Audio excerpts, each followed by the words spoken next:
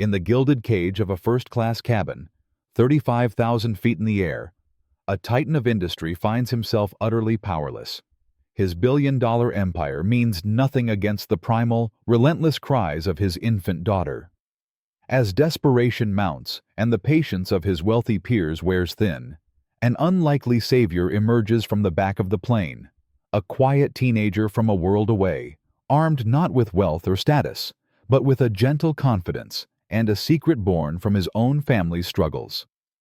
This chance encounter between two people who were never meant to meet is about to become a lesson in the true meaning of genius, the currency of compassion, and the world-altering power of seeing the person right in front of you. I like to realize that our community covers all corners of the world. One quick question: from which corner of the planet are you watching me? Write your country below, and let's see how far we've come together. Billionaire Harrison Vance sat in the plush leather of first-class seat 1A on the transatlantic flight, his normally composed face a mask of crimson exhaustion and raw embarrassment. For 3 consecutive hours, his 6-month-old baby, Lily, had been screaming at the top of her lungs. Every passenger on the aircraft had been held captive by the relentless, piercing cries that no amount of money, influence, or sheer desperation seemed capable of silencing. Harrison had tried everything. He had walked the aisles until his legs ached, bouncing Lily in a rhythm that felt increasingly frantic. He'd offered her bottles of perfectly warmed formula, changed her diaper in the cramped lavatory multiple times, and even, in a moment of pure desperation, pressed his noise-canceling headphones against her tiny ears, playing a gentle Brahms lullaby.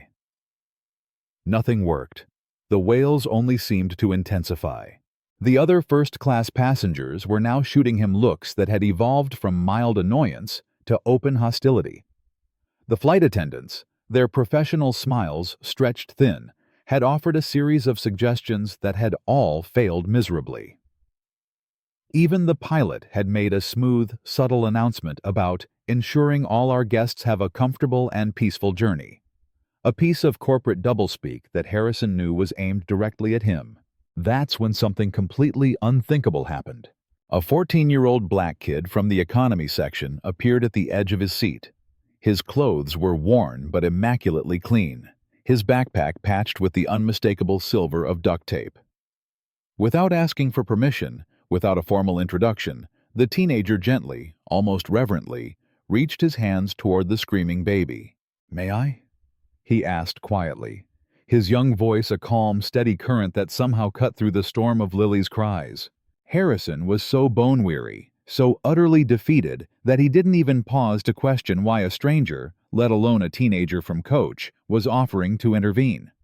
He simply nodded, too tired to care about protocol or the rigid social boundaries of air travel.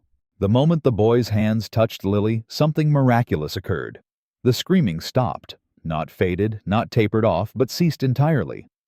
A complete and absolute silence descended upon the airplane cabin, so sudden and profound that it felt like a physical presence. 200 passengers collectively held their breath, waiting to see if this impossible quiet would last. The teenager was holding Lily with a confidence and expertise that seemed impossible for someone his age. He was gently applying pressure to specific points on her back while humming a soft, low melody that Harrison had never heard before. Lily's eyes, which had been squeezed shut in a mask of distress for hours, slowly fluttered open and focused on the boy's face. For the first time since they'd reached cruising altitude, she looked calm, peaceful, almost happy. "How did you?" Harrison whispered, staring in awe at this mysterious teenager who had accomplished in seconds what trained nannies and pediatric specialists had failed to achieve. The boy offered a small, gentle smile. "My baby sister had colic. Took me months to figure out what actually worked." Harrison glanced around the cabin and saw something that made his heart pound with disbelief. Every single passenger was staring at them, their expressions transformed from annoyance to sheer amazement and profound gratitude. But what shocked Harrison the most was what he began to notice about this young man, who had just performed a miracle with his daughter. The boy's backpack was adorned with patches from mathematics competitions. A notebook peeking out of a side pocket was filled with complex equations. and there was an intelligence in his eyes, a sharp, focused light that seemed far beyond his years. "Who are you?" Harrison asked, his voice filled with a new kind of wonder and intense curiosity. The teenager looked Harrison directly in the eyes with a maturity that was startling. "My name is Marcus Jones. I'm 14 years old. I'm from the south side of Chicago, and I'm on my way to London to compete in the International Mathematics Olympiad." Harrison felt his entire world tilt on its axis. He realized that the person who had just saved his sanity and his daughter's comfort wasn't some trained professional or a peer from his own gilded world. He was a brilliant teenager from one of the most challenging neighborhoods in America. But as Marcus continued to hold Lily, who was now gurgling contentedly in his arms, Harrison had no idea that this chance encounter was about to unravel a story of fierce determination, quiet sacrifice, and staggering genius that would irrevocably change both of their lives. And neither of them knew that what happened next would challenge everything Harrison Vance thought he knew about worth, intelligence, and what it truly means to help someone in need. Harrison was the 42-year-old CEO of Vance Innovations, a company worth over $8 billion that specialized in artificial intelligence and machine learning. He was traveling to London for a series of high-stakes board meetings that would determine the future of his company's expansion into the lucrative European markets. Normally, Harrison traveled alone, transforming his first-class seat into a mobile office, focusing on work and conducting business calls from 35,000 feet. But this trip was different. His wife, Clara, was recovering from an emergency appendectomy and couldn't possibly care for their 6-month-old daughter, Lily. "I can reschedule the London meetings?" Harrison had insisted as Clara lay pale in her hospital bed. "Absolutely not," Clara had replied, her voice weak but firm. "This deal is too important for the company. Take Lily with you. How hard can it be to manage a baby for a 5-day business trip?" Harrison had hired the best nanny agency in New York City to find a qualified professional who could travel with them. But the nanny had called in sick at the very last minute, struck down by a violent case of food poisoning. With no time to find a replacement, Harrison found himself boarding a plane to London with a 6-month-old, zero practical childcare experience, and a packed schedule of absolutely crucial business meetings. For the first hour of the flight, Lily had been an angel. She slept peacefully in the airline-provided first-class bassinet while Harrison reviewed contracts and complex financial projections. He began to think that his wife had been right. How hard could it be? Then Lily woke up screaming, and Harrison's bubble of confidence evaporated completely. He tried feeding her the bottle that Clara had meticulously prepared. But Lily rejected it violently, pushing it away with her tiny, flailing hands and crying even harder. He tried changing her diaper in the airplane bathroom, a claustrophobic, fumbling experience that left him sweating and flustered. But Lily continued her relentless screaming. He tried walking the aisles, bouncing her gently in a motion he'd seen Clara use, but Lily's cries only escalated in volume and desperation. The flight attendants offered their suggestions with professional smiles that couldn't quite hide their growing concern about the disruption to other passengers. "Sometimes babies just need to cry it out, sir," one attendant suggested diplomatically. "Have you tried playing some white noise?"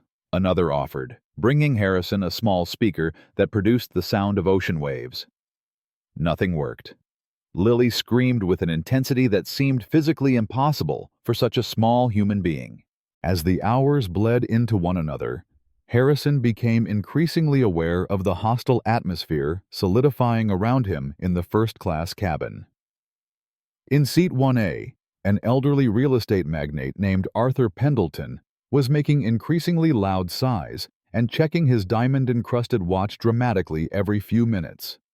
"This is precisely why children shouldn't be permitted in first class," Pendleton muttered to his wife, just loud enough for Harrison to hear. In seat 3B, a prominent socialite, Beatrice Fairchild, was typing aggressively on her phone, undoubtedly complaining to her social media followers about the inconsiderate parent ruining her flight. "Some people have no consideration for others," she said to her assistant. "If you can't control your child, you shouldn't bring them on an airplane." Harrison felt his face burning with a mixture of embarrassment and white-hot anger. These were people from his own social sphere, wealthy, influential individuals who should understand that sometimes circumstances beyond one's control create difficult situations. But their judgment felt particularly sharp because Harrison was struggling with something he had always assumed came naturally to parents. He was a brilliant businessman who could command billion-dollar deals and lead teams of hundreds of the world's brightest engineers. Yet, he couldn't figure out how to comfort his own 6-month-old daughter. The most painful part was watching Lily's raw distress and feeling completely, utterly helpless to fix it. Every wail seemed to express not just physical discomfort, but a deeper, more profound need that Harrison didn't understand how to meet. As the flight dragged on, Harrison began to panic about more than just the immediate situation. He had 5 days of make-or-break business meetings in London, and he couldn't very well bring a screaming baby into boardrooms filled with potential investors and partners. His entire European expansion, a deal years in the making, could collapse if he couldn't figure out how to properly care for Lily. What Harrison didn't know was that 3 rows behind the velvet divider, in economy class, 14-year-old Marcus Jones had been listening to Lily's cries with a growing sense of concern and recognition. Marcus was traveling to London alone, carrying a backpack containing his few worldly possessions and a plane ticket purchased with money his community had raised through bake sales, car washes, and small, heartfelt donations. The International Mathematics Olympiad was his one shot, his only shot, to earn a full scholarship to MIT, an opportunity that could change not just his life, but the entire trajectory of his family's future. Marcus came from the south side of Chicago, where he lived with his mother, grandmother, and 3 younger siblings in a cramped 2-bedroom apartment. His mother, Angela, worked grueling double shifts as a nurse's aide to support the family, while his grandmother, Rose, cared for the children during the day. 2 years earlier, Marcus's youngest sister, Maya, had been born with severe colic that kept her crying for hours on end, every single day and night. The family couldn't afford to take Maya to specialists or purchase expensive treatments. So, Marcus had taken it upon himself. He had spent months in the local library and on their slow home internet, researching colic remedies, learning about infant massage techniques, and experimenting with different approaches to soothe his sister. Through painstaking trial and error, boundless patience, and a quiet determination, Marcus had eventually figured out a unique combination of gentle pressure points, specific holding positions, and calming vocalizations that could stop Maya's crying within minutes. "Marcus's got magic hands," his grandmother would say with a proud smile. "That boy can calm any baby."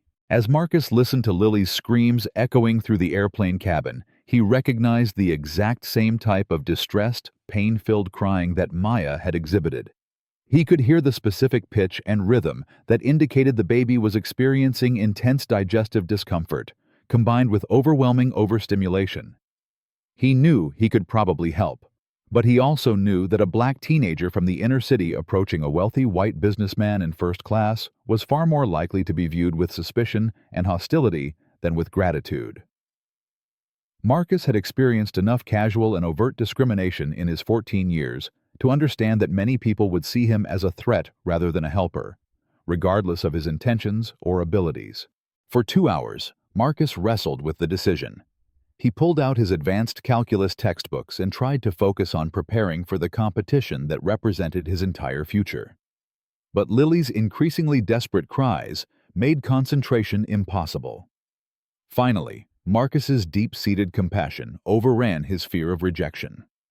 He closed his textbook and stood up, ignoring the curious stares of nearby passengers who wondered why a teenager was making his way toward the front of the plane.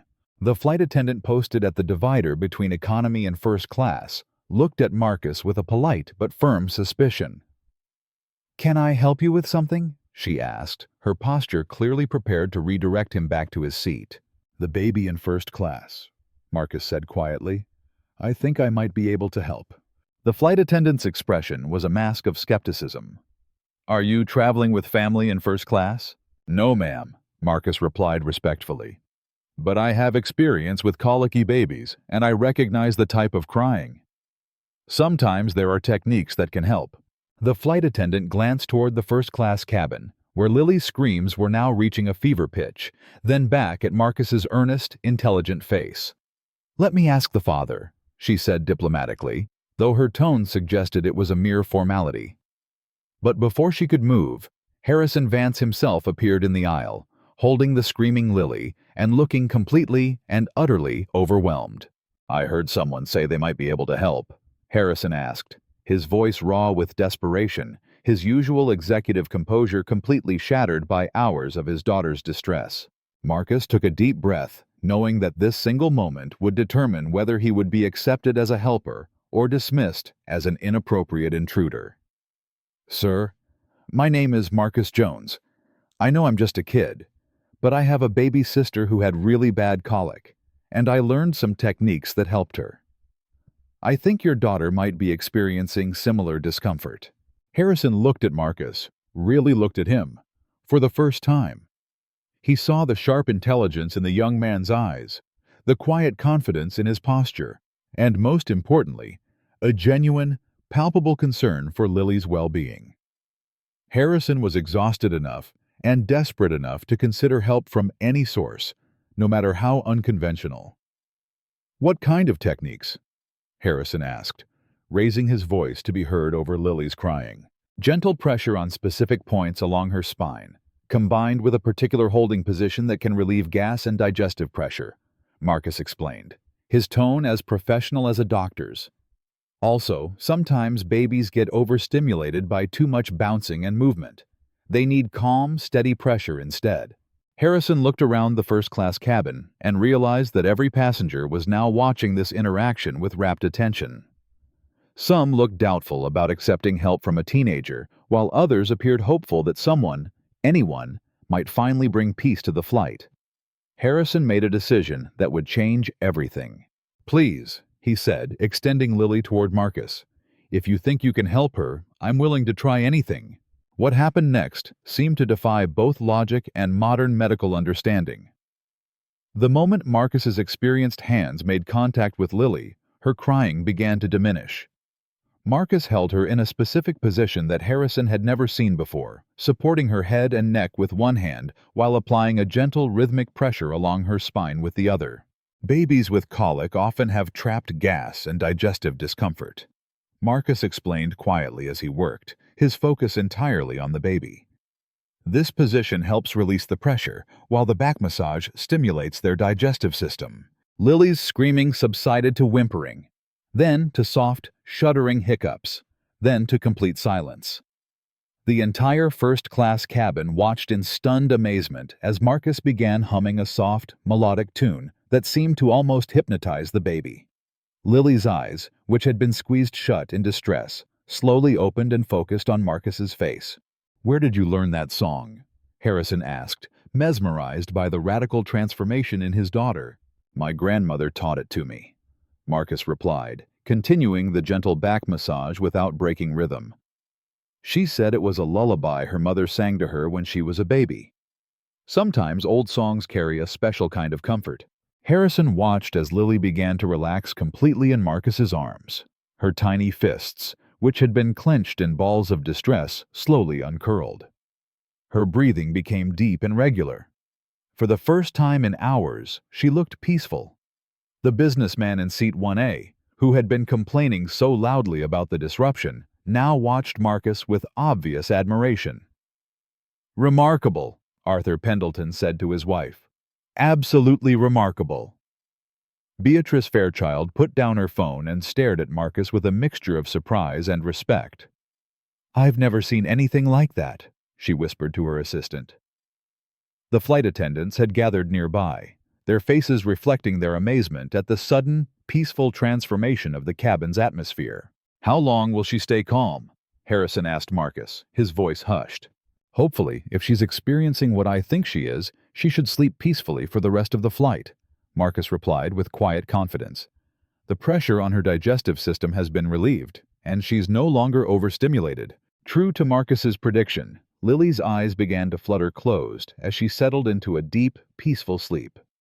As Marcus gently transferred the sleeping Lily back into Harrison's arms, meticulously maintaining the same supportive position, Harrison found himself studying this remarkable teenager with entirely new eyes. "Marcus, you said you're traveling to London for a mathematics competition," Harrison asked quietly, not wanting to wake Lily. "Yes, sir. The International Mathematics Olympiad. It's a global competition for high school students, and the top finishers receive full scholarships to universities like MIT, Stanford, and Cambridge." Harrison was deeply impressed. "That's incredibly competitive.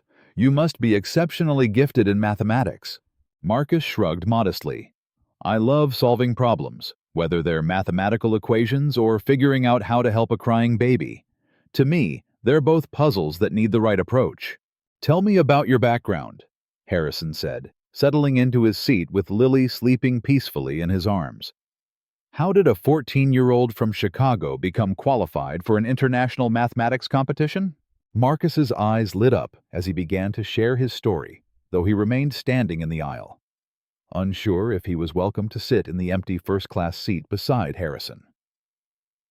"I've always been good with numbers, but my school on the South Side doesn't have a very strong math program.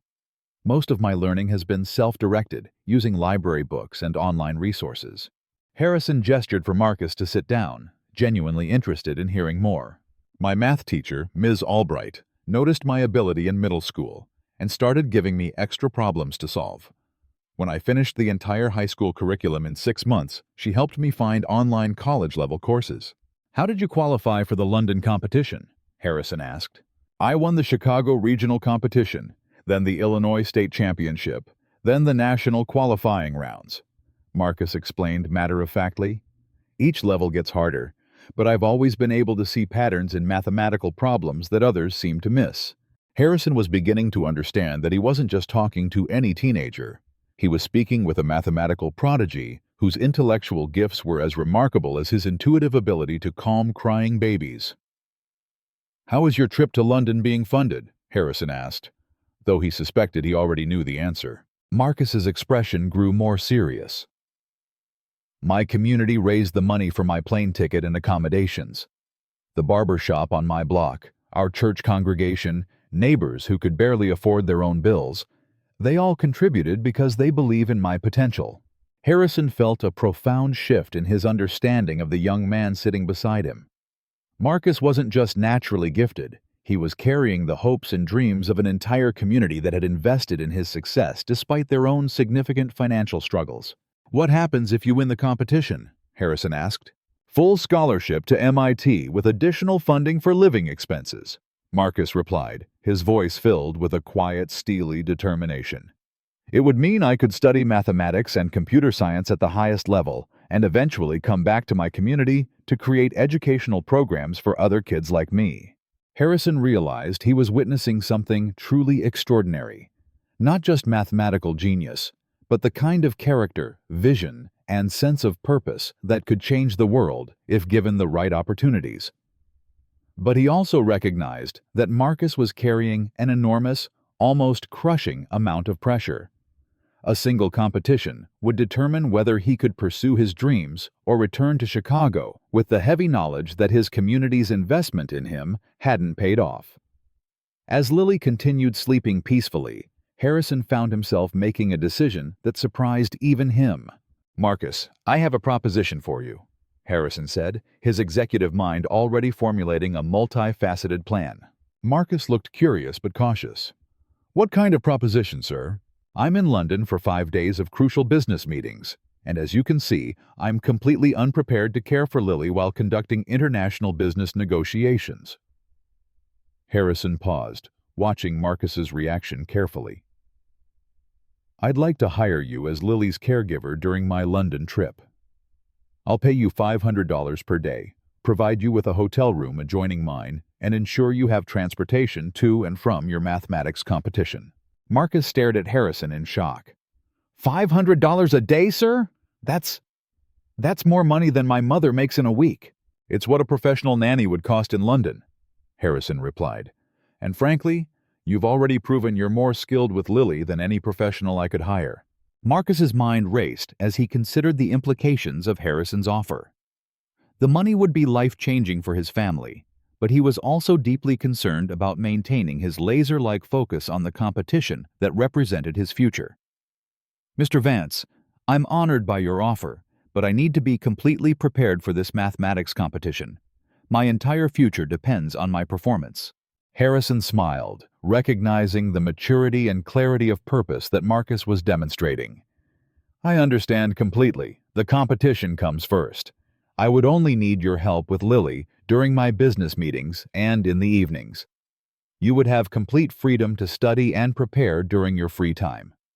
Harrison leaned forward, his expression becoming more serious. "Marcus, in the past 3 hours, you've shown me something that I haven't encountered often in my business career. Someone who can solve problems that others can't, who remains calm under immense pressure, and who acts with genuine compassion rather than self-interest." "What do you mean?" Marcus asked. "You could have stayed in your economy seat and ignored a crying baby that wasn't your responsibility. Instead, you risked rejection and embarrassment to help a complete stranger. That kind of character is rarer and frankly more valuable than mathematical genius." Marcus felt overwhelmed by the unexpected turn his trip to London was taking. What had started as a straightforward scholarship competition was rapidly becoming something much larger and more complex. "Can I have some time to think about it?" Marcus asked. "Of course," Harrison replied, "but I should mention one more thing." "What's that?" Harrison's expression became even more serious. "My company, Vance Innovations, has a foundation that provides scholarships and mentorship to exceptionally gifted students from underserved communities, regardless of how you perform in the mathematics competition. I'd like to discuss how we might support your educational goals." Marcus felt his heart racing as he realized that this chance encounter on an airplane might be opening doors he had never even dared to imagine were possible. But he also felt the weight of uncertainty. Was Harrison's offer a genuine act of help, or was there something more complicated beneath the surface? How would accepting what felt like charity from a billionaire affect his deeply ingrained sense of self-reliance and pride? As the airplane began its descent toward London, Marcus realized that the mathematics competition he had traveled so far to enter might not be the most important test he would face during his time in England. The real test would be navigating the complex, glittering world of wealth, privilege, and opportunity that Harrison Vance represented, while staying true to the values and the community that had shaped him into the remarkable young man he had become. But as Marcus looked at baby Lily sleeping peacefully in her father's arms, he knew that this single moment had already changed his life in ways he was only beginning to understand. As the plane touched down at London Heathrow Airport, Marcus made a decision that would alter the course of his entire future. "Mr. Vance," Marcus said quietly as passengers began gathering their belongings, "I accept your offer. I'll help care for Lily during your business meetings." Harrison felt a wave of profound relief wash over him as he realized he wouldn't have to navigate crucial negotiations while managing a baby alone. But more than that, he was genuinely excited about the opportunity to learn more about this remarkable young man. "Excellent," Harrison replied, adjusting Lily in his arms as she continued her peaceful slumber. "I have a car waiting to take us to the hotel. We can discuss the details of our arrangement during the drive." As they walked through the bustling airport together, a billionaire CEO, a sleeping baby, and a teenager from Chicago's South Side, Marcus couldn't help but notice the curious stares they attracted. He was used to being invisible in most settings, but walking alongside Harrison Vance made him suddenly, intensely visible in ways that felt both exhilarating and overwhelming. The car waiting for them outside was unlike anything Marcus had ever seen. The sleek black Mercedes had a uniformed driver and an interior that looked more like a luxury office than a vehicle. "The International Mathematics Olympiad begins tomorrow with the opening ceremony," Marcus said as they settled into the plush leather seats. "The actual competition takes place over 3 days, with different rounds testing various mathematical skills." Harrison listened intently as Marcus explained the competition format, impressed by the young man's thorough preparation and strategic thinking. "What are your strongest areas?" Harrison asked. "Number theory and combinatorial mathematics. Marcus replied confidently. "I also excel at problem solving under time pressure, which is crucial for this type of competition." As they drove through London's busy historic streets, Harrison found himself studying Marcus with a growing sense of respect. This wasn't just a mathematically gifted teenager. This was a young man with exceptional analytical skills, profound emotional intelligence, and the kind of fierce determination that Harrison recognized from his own meteoric rise in the business world. When they arrived at the five-star Langham Hotel in central London, Marcus felt like he had stepped into a different universe entirely. The hotel lobby was more elegant than any building Marcus had ever entered, with gleaming marble floors, massive crystal chandeliers, and furniture that probably cost more than his family's annual rent. "Mr. Vance, welcome back," the hotel manager said warmly, approaching them with a professional enthusiasm that was clearly reserved for his most important guests. "Your usual suite is ready, and we've prepared the adjoining room as you requested." As they rode the silent, gilded elevator to the top floor, Marcus tried to process the sheer surreality of his situation. Less than 12 hours ago, he had been sitting in a cramped economy-class seat, worried about affording meals during his London stay. Now, he was being escorted to a luxury hotel suite as the personal guest of one of America's most successful businessmen. Harrison's suite was larger than Marcus's family's entire apartment, with floor-to-ceiling windows offering spectacular, panoramic views of London, a full kitchen, a dining area, and multiple bedrooms. "Your room is through that door," Harrison said, gesturing toward an adjoining suite. "You'll have complete privacy, your own bathroom, and 24-hour room service." Marcus opened the door to his room and felt a wave of awe wash over him. The bed was larger than any he had ever seen. The bathroom had a marble bathtub and gold-plated fixtures, and the window offered a stunning view of Hyde Park.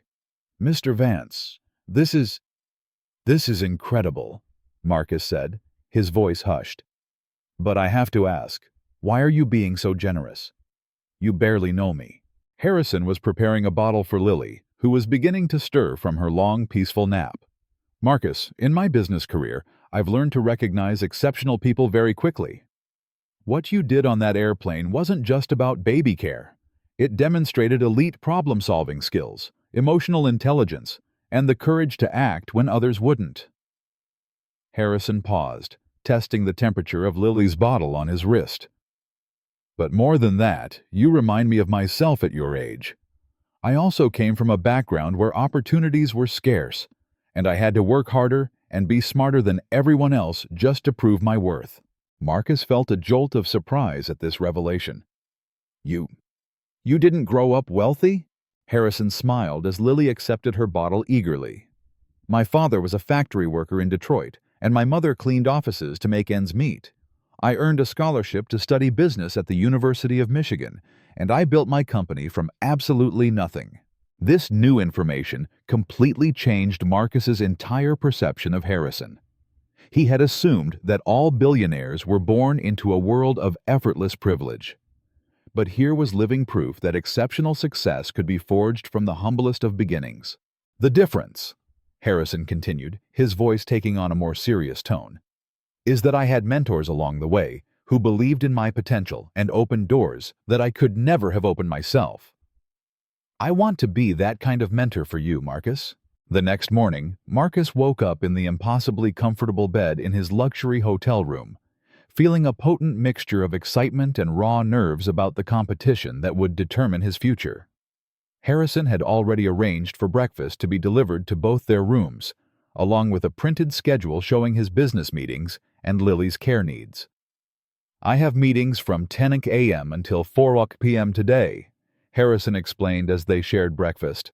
"Lily typically naps from 1 to 3, so you'll have 2 hours of complete, uninterrupted freedom to focus on your competition." Marcus appreciated Harrison's deep understanding of his priorities, but he was also discovering that caring for Lily felt natural and enjoyable, a welcome respite rather than a burden. The opening ceremony for the International Mathematics Olympiad was held at the Royal Institution in London, a historic building where some of the world's greatest scientific discoveries had been announced. Marcus walked into the grand auditorium and felt his heart begin to race as he saw hundreds of teenage mathematical prodigies from every corner of the globe. These were the smartest young minds from 60 different countries, each representing the absolute pinnacle of mathematical achievement in their home region. "Welcome to the 47th Annual International Mathematics Olympiad," announced Dr. Margaret Thompson, the competition's esteemed director. "You represent the future of mathematical research and global innovation. Over the next 3 days, you will face challenges designed to test not just your computational skills, but your creativity, your logic, and your ability to solve problems that have no obvious solutions." Marcus looked around the auditorium and felt both deeply intimidated and wildly exhilarated. Some competitors wore expensive suits and carried luxury calculators, clearly representing well-funded private schools and wealthy families. Others, like Marcus, wore simple, clean clothes and carried basic supplies, representing communities that had sacrificed dearly just to send them here. But Marcus had learned something profoundly important during his airplane encounter with Harrison. Success wasn't determined by your background or your resources. It was determined by your ability to solve the problems that others couldn't solve. The first round of the competition consisted of individual problem solving, with each participant working alone to solve a series of increasingly complex mathematical puzzles. Marcus opened his test booklet and felt a surge of confidence as he read the first problem. It involved number theory, one of his strongest areas, and he could immediately see hidden patterns that suggested multiple elegant solution approaches. For the next 4 hours, Marcus lost himself completely in the pure, beautiful world of mathematical problem solving. Each question presented a unique and fascinating challenge that required him to combine different mathematical concepts in creative and unexpected ways. The problems ranged from pure, abstract mathematics to intensely practical applications, determining the optimal distribution pattern for a global telecommunications network, calculating probability distributions for genetic inheritance patterns, solving complex geometric proofs involving multidimensional space, finding algorithmic solutions for critical resource allocation problems. Marcus worked steadily and methodically, using the techniques his grandmother had taught him about staying calm and focused under pressure, combined with the formidable analytical skills he had developed through years of relentless, self-directed study. When time was called, Marcus felt cautiously optimistic about his performance, but he knew that the competition would only get more difficult over the next 2 days. After the first round of the competition, Marcus returned to the hotel to find Harrison just concluding a video conference call with a group of investors in Tokyo. "How did it go?" Harrison asked immediately, his genuine concern evident in his voice. "I think I did well on the first round," Marcus replied. "But there are some incredibly talented competitors here. The level of mathematical sophistication is higher than anything I've ever encountered before." Harrison could hear the slight tremor of uncertainty in Marcus's voice and recognized the self-doubt that often affects high achievers when they encounter new, more challenging levels of competition. "Marcus, can I tell you something I learned during my first major business presentation?" Marcus nodded, curious about Harrison's perspective. "I was presenting to a room full of venture capitalists who had decades more experience than I did, and I started to seriously doubt whether I even belonged there. But then I realized that they had invited me to that meeting because I had something valuable to offer, a perspective and a set of skills that they couldn't find anywhere else."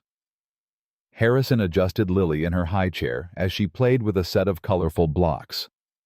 "You weren't selected for this competition randomly. You earned your place here through exceptional mathematical ability. Trust in the skills that got you here." Marcus felt his confidence returning as he absorbed Harrison's advice. He had spent so much time focusing on his competitors' advantages that he had momentarily forgotten his own unique strengths. "Now," Harrison continued with a warm smile, "I believe I hired someone to help me with Lily this afternoon. I have a crucial meeting with potential partners for our European expansion." For the next 3 hours, Marcus discovered that caring for Lily was both deeply relaxing and intellectually energizing. Her boundless curiosity about the world around her reminded him of his own fascination with discovering new patterns and solutions. Marcus taught Lily simple mathematical concepts using her toys, counting blocks, sorting shapes by color and size, and creating patterns with her stuffed animals. "Look, Lily," Marcus said, arranging her blocks in arithmetic sequences. "If we have 2 red blocks, then 4 blue blocks, then 6 yellow blocks, what comes next?" Lily clapped her hands and reached for the green blocks, somehow understanding the underlying pattern, even at just 6 months old. Marcus realized that teaching fundamental mathematical concepts to a baby was helping him think about those principles in new, more intuitive ways, a form of preparation that would be invaluable for the advanced rounds of the competition. The second day of the competition involved team problem solving, where groups of 4 participants had to collaborate on complex mathematical challenges that required multiple perspectives and creative approaches. Marcus was assigned to a team with competitors from Japan, Germany, and Brazil. Initially, he felt nervous about working with students who had clearly received far more formal mathematical training than he had. But as they began working on their first challenge, designing an algorithmic solution for optimizing traffic flow in major cities, Marcus discovered that his unique background actually provided distinct advantages. "In Chicago, I've observed traffic patterns firsthand," Marcus contributed to the team discussion. "The mathematical models need to account for real-world variables like human behavior, weather conditions, and emergency situations." Kenji, from Japan, who had been working on purely theoretical approaches, looked at Marcus with a newfound respect. "That's an excellent point. Our mathematical solution needs to be practically applicable to be truly effective." As the day progressed, Marcus found himself naturally taking on a leadership role within his team. His ability to bridge theoretical mathematics with practical, real-world problem-solving impressed his teammates and helped them develop more comprehensive and robust solutions. "Marcus, your approach to this problem is brilliant," said Maria from Brazil. "You're seeing connections that the rest of us completely missed."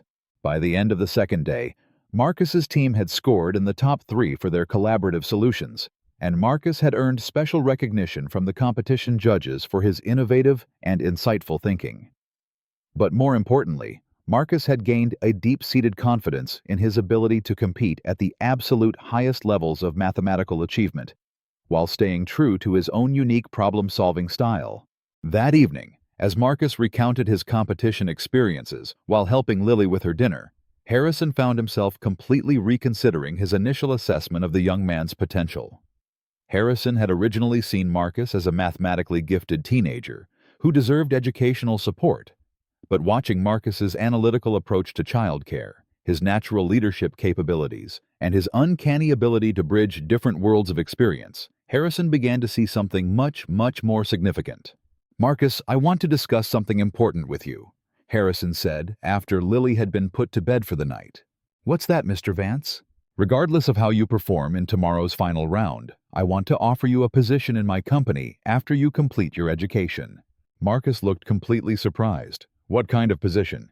"I'm thinking about creating an entirely new division focused on applying artificial intelligence and mathematical modeling to solve major social problems.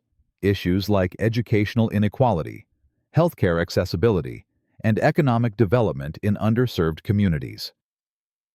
Harrison's excitement was palpable as he outlined his vision. "You have something that most brilliant mathematicians lack. You understand both the theoretical aspects of problem solving and the real-world challenges faced by the people who desperately need those solutions. That combination is incredibly rare and incredibly valuable." Marcus felt overwhelmed by the sheer scope of what Harrison was proposing. "Mr. Vance, that sounds amazing, but I'm still just 14 years old. I have so much to learn before I could possibly contribute to something that important." "Exactly," Harrison replied, "which is why I want to support your education and development over the next several years. The Vance Foundation will cover all your educational expenses, undergraduate, graduate, whatever level of study you want to pursue.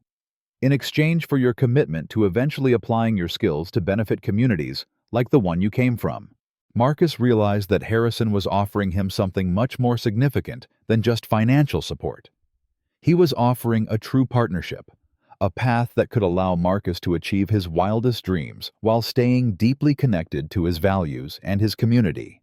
The third and final day of the International Mathematics Olympiad featured individual presentations, where each participant had to solve a complex, open-ended mathematical problem and then present their solution to a panel of distinguished judges. Marcus's assigned problem involved developing a mathematical model for predicting and preventing the spread of infectious diseases in densely populated urban areas, a challenge that required him to combine epidemiology, statistics, network theory, and public health policy. As Marcus worked on his solution, he drew upon every single aspect of his background and experience. He thought about the crowded living conditions in his Chicago neighborhood, the healthcare challenges his own family had faced, and the advanced mathematical principles he had learned through years of tireless, self-directed study.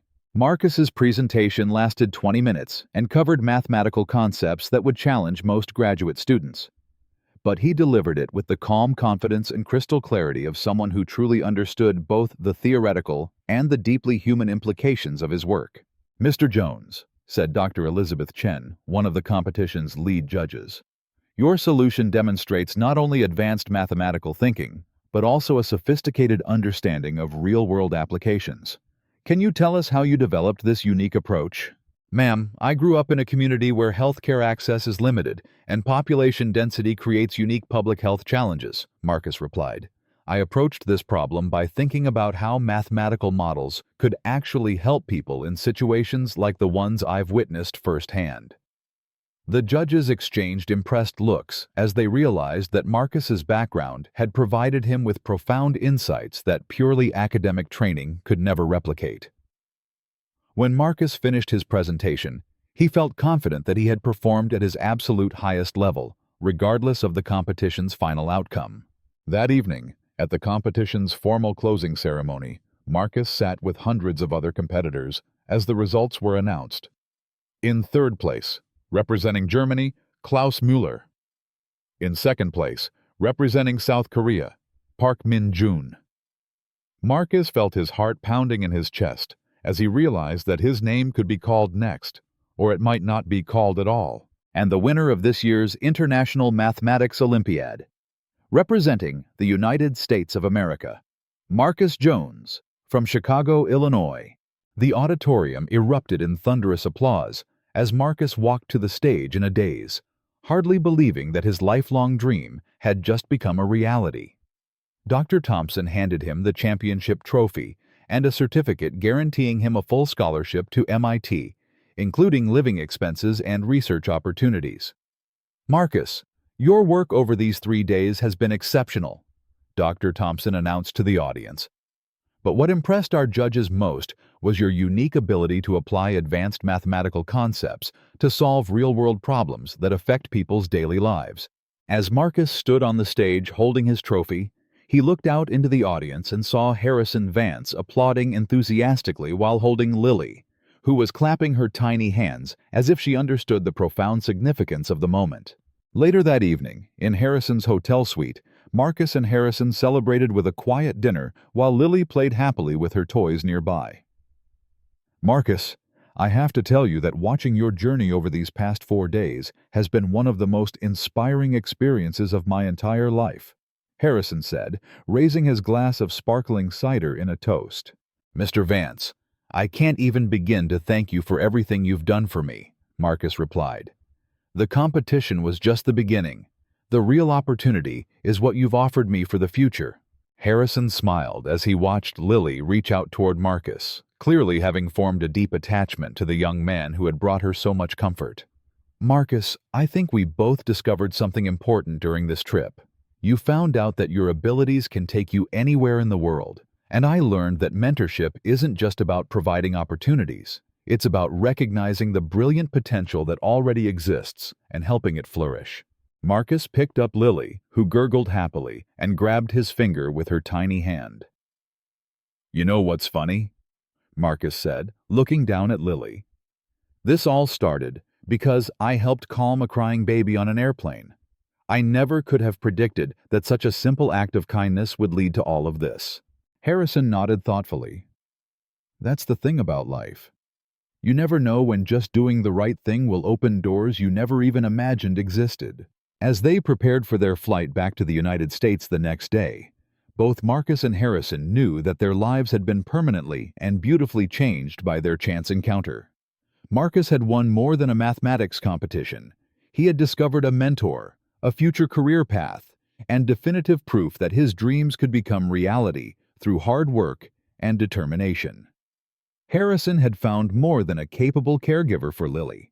He had discovered a brilliant young partner who could help him build a lasting legacy of using business success to solve the world's most important social problems. But most importantly, both of them had learned that sometimes the most life-changing opportunities come from the simple, unselfish decision to help someone in need, even when there's nothing obvious to be gained from doing so. As their plane lifted off from London, heading back across the Atlantic, Marcus looked out the window at the city that had changed his life and smiled. The poor black kid from Chicago's South Side who had done the unthinkable by calming a billionaire's crying baby had discovered that the most unthinkable thing of all was how far a single act of compassion could carry him. The crying had stopped. The competition was won. And the future stretched ahead, filled with limitless possibilities that Marcus had never before dared to imagine. But he would never forget that it all began with a simple decision to help when help was needed most.